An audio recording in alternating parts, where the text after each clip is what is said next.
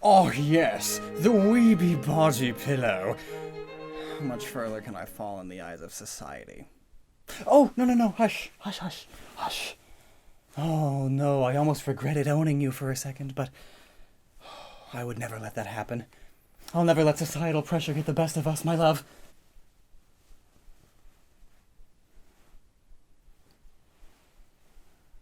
You know, where did these come from? Hello, and welcome to Azoth University. You know these body pillows with video game and anime characters on them? Usually women, and usually scantily clad. At least on one side. Also to clarify, I was given this. It is not... I didn't spend hard-earned money on it. I would never. Though I was also given this one, a skeletal mascot from another channel. On the other side, he's taking it all off. Well, anyway, these actually have a pretty interesting history that is surprising to many. I mean, most people see them as an exclusively Japanese thing, hence why it's always anime stuff on them, and why in the West only the purest of weebs got them. And if you don't know, calling someone a weeb is short for weeaboo, which is a Western person who is a massively obsessed fan of Japanese things. It is an insult, for sure, but it's also a sort of endearing insult. Some of my best friends are weebs, and they own it. Look at this man. I gave him that shirt because I'm also a weeb, but he just looks great in it. Anyway, you may be surprised to learn that what may be the weebiest thing in the universe didn't actually originate in Japan at all. Japan merely modernized and popularized it, but it was actually invented by the Dutch. Yeah, the Dutch. The freaking weebs.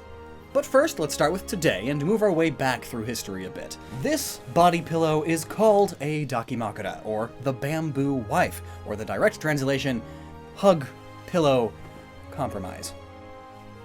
And many just know them as the large lewd anime pillow. I mean, you can call it whatever you want. But interestingly, they have been around since way before anime characters started being printed on them. The whole anime pillow thing started in the 90s, along with the rise in popularity of dating simulator games. So, you could get a cuddle pillow with your virtual girlfriend or your virtual boyfriend on them. But before that, they were around a long time, and I mean a long time. I'm talking centuries.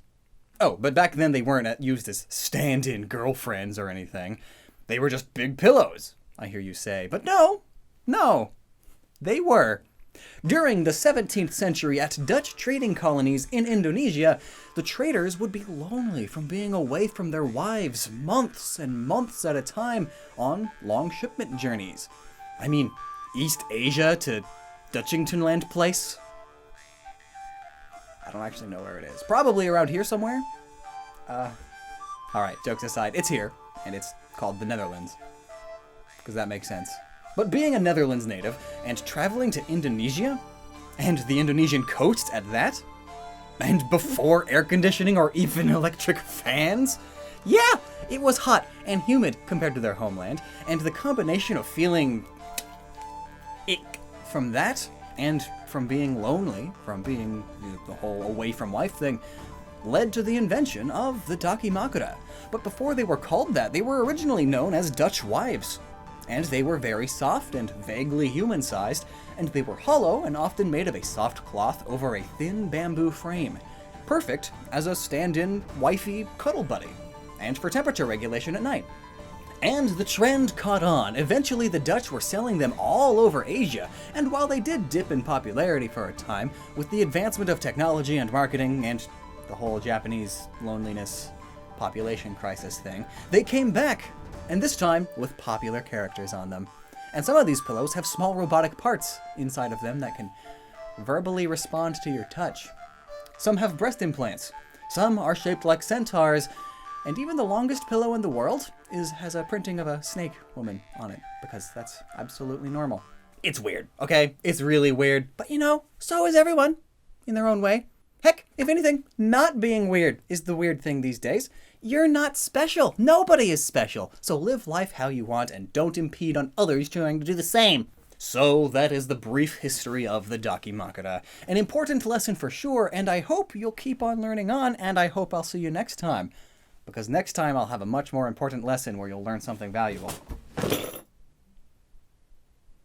Should watch where I'm dropping these things.